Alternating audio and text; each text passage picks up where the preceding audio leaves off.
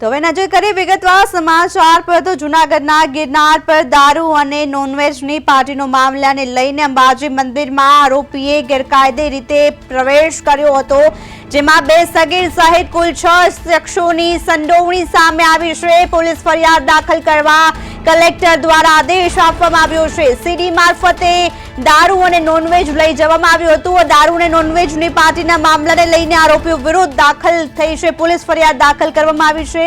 જિલ્લા કલેક્ટરે માહિતી આપી હતી, જેમાં 2 સગીર સહિત 6 શખ્સોની સંડોવણી સામે આવી છે। બેદરકારી હશે તો વહીવટીદાર સામે પણ હવે કાર્યવાહી કરવામાં આવશે।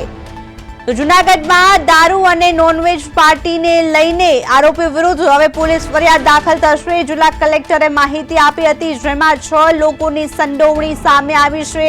અંબાજી મંદિરમાં આરોપીઓએ ગેરકાયદે રીતે પ્રવેશ કર્યો હતો અને બેદરકારી હશે તો વહીવટીદાર સામે પણ કાર્યવાહી કરવામાં આવશે। 6 જેટલા લોકોની સંડોવણી સામે આવી છે, જેમાં 2 સગીરની પણ સમાવેશ થાય છે અને આરોપી વિરુદ્ધ હવે પોલીસ ફરિયાદ દાખલ થશે।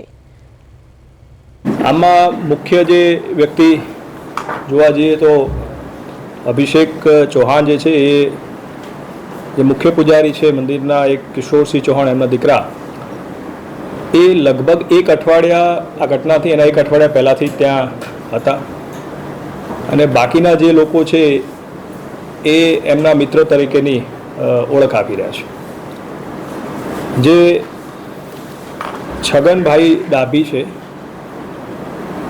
એ વ્યક્તિ આ મુખ્યત્વે જે નોનવેજ અને દારૂ છે એ નીચેથી જ લઈ અને મંદિરે પહોંચ્યા હતા।